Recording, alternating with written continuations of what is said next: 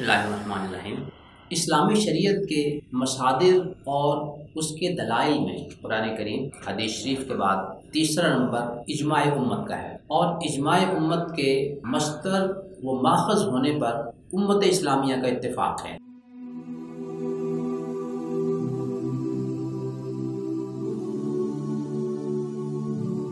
लेकिन हमारे एक दोस्त गामदी साहब उम्मत इस्लामिया से अलहदा अपनी एक राह बनाए हुए हैं। वो इजमाए उम्मत को शरीयत इस्लामिया का माखज़ तस्लीम नहीं करते, बल्कि वो इसको एक बिदअत करार देते हैं। वो अपनी किताब मकामात के सफ़ा 157 पर, जैसा कि आप स्क्रीन पर देख रहे हैं, इजमाए उम्मत के माखज़ होने को एक बिदअत करार देते हैं और एक बेबुनियाद नज़रिया करार देते हैं। अब जो दलाइल हैं इजमा के दलील होने के, उनको कमज़ोर करने की एक लाहासिल कोशिश करते हैं। कुरान करीम की सूरह निसा आयत नंबर 115 से मुफस्सिरीन ने जो इस्तिदलाल किया था, उसके बारे में उन्होंने कहा कि ये एक बेबुनियाद नज़रिया है। उस पर हमने एक अलहदा नशिस्त में बात कर ली। अब इजमा के हुज्जत होने पर हदीस शरीफ के हवाले से जो दलील है वो नबी अकरम सल्लल्लाहु अलैहि वसल्लम का ये इरशाद मुबारक है, इन्नल्लाह ला यजमउ उम्मती अला दलाला। अल्लाह ताला मेरी उम्मत को गुमराही पर जमा नहीं करेंगे। इस हदीस को गामदी साहब के ममदूह आलिम जनाब अलबानी साहब ने सहीहुल जामे सगीर में और मिशकात में सही करार दिया है।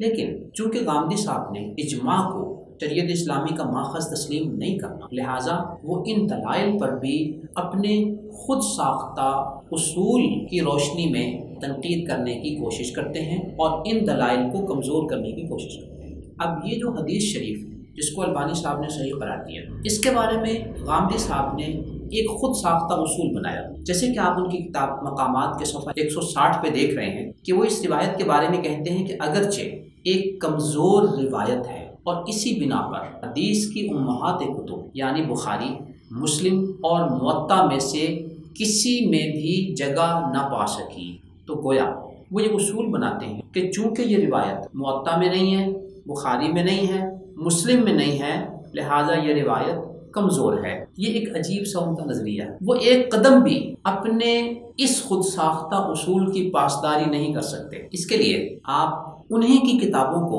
देखें, परखें, तो आपको अंदाज़ा होगा कि वो कदम कदम पर अपने इस उसूल को नज़रअंदाज कर रहे हैं। स्क्रीन पे देखिए ज़रा उनकी किताब मीज़ान का सफ़ा 289। इस सफ़े पर उन्होंने कुल 14 हवाले दिए हैं। इन 14 में से 6 हवाले वो हैं कि जो बुखारी, मुस्लिम और मुअत्ता के अलावा हैं। क्या मैं और आप हम सब मिलकर गामदी साहब से सवाल कर सकते हैं कि जनाब ये 14 में से 6 हवाले मुअत्ता, बुखारी, मुस्लिम, जिन्हें आप उम्महात कुतुब कहते हैं, उनमें ये जगह क्यों नहीं पा सके?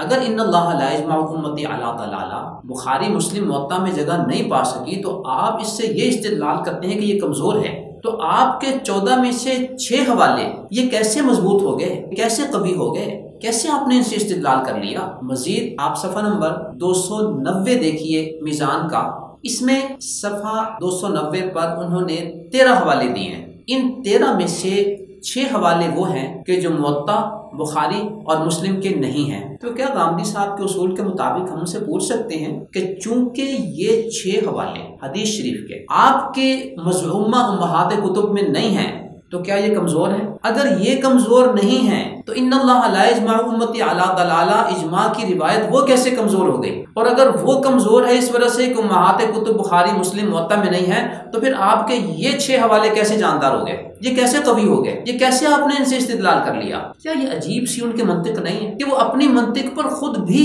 चल नहीं पा रहे? आप मजीद देखिए उन्हीं की किताब मीज़ान के सफ़ा 316 पर उन्होंने 7 हवाले दिए। इन 7 में से 4 हवाले वो हैं कि जो उनकी बताई हुई मज़ूमा उम्महात कुतुब हदीस, मुअत्ता, बुखारी और मुस्लिम में नहीं है।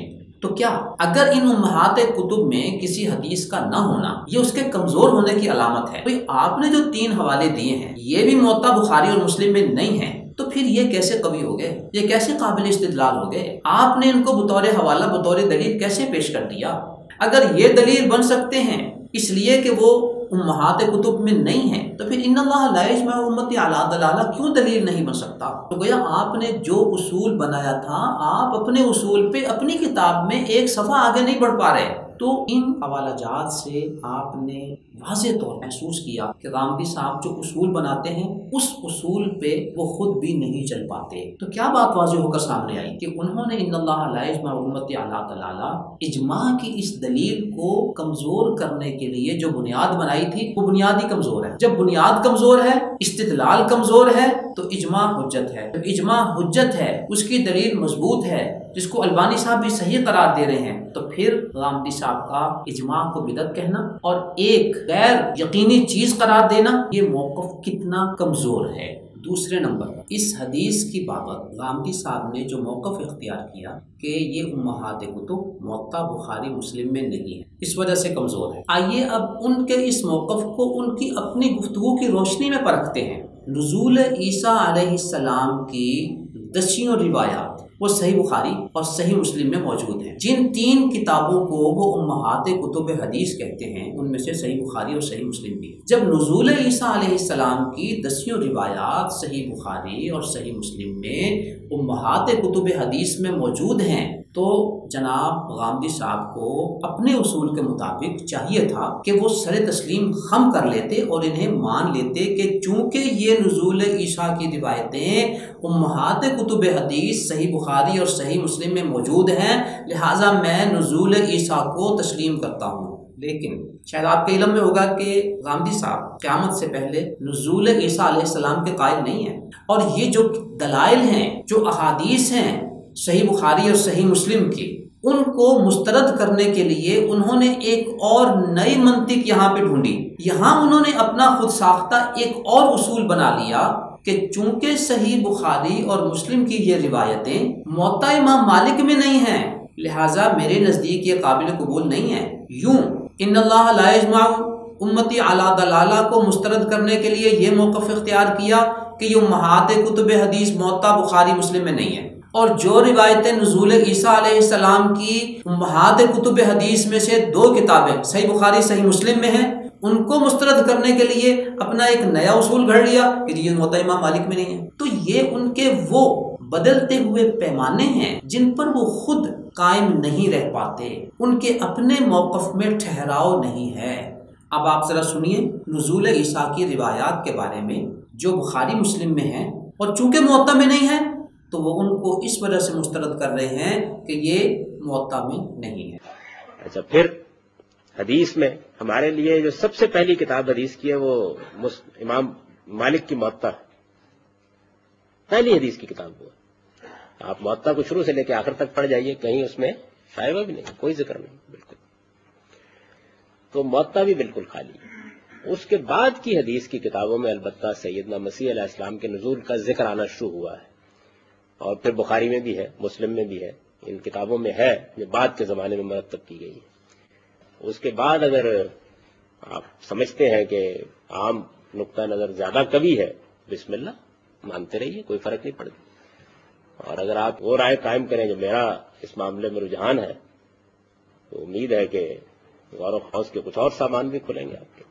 यूँ पहली रिवायत को मुस्तरद करने के लिए इन्नल्लाह ला यजमअ उम्मती अला दलाला जो मौक़िफ़ इख्तियार किया, नुज़ूल ईसा अलैहिस्सलाम के बारे में अपने उसी मौक़िफ़ को उन्होंने ठुकरा दिया। यूँ वो मीडिया पे गुफ्तगू करते हुए बड़े अजीब से लगते हैं, बड़े कॉन्फिडेंस से, बड़े यकीन से अपने अफकार और नज़रियात पेश कर रहे होते हैं, और अपने गलत मौक़िफ़ को इस क़ुव्वत से पेश कर रहे होते हैं कि जैसे पता नहीं इसके अंदर कितनी जान है। लेकिन अगर मैं और आप थोड़ा सा बारीक बीनी से उनके अफकार और नज़रियात, उनकी गुफ्तगू, उनके उसूलों को परखें, तो मैं और आप यकीनन इस नतीजे पर पहुँचेंगे कि उनके मौक़िफ़ में, उनके उसूलों में कोई जान नहीं है। लिहाजा उनके बयान करदा अफकार से हमें एहतियात बरतने की ज़रूरत है। अल्लाह ताला हमें उम्मत इस्लामिया के साथ कायम व दायम रखे, उनसे वाबस्ता रखे, और 15वीं सदी में ऐसे अफकार व नज़रियात जिनके अपने अंदर तज़ाद और टकराव मौजूद है,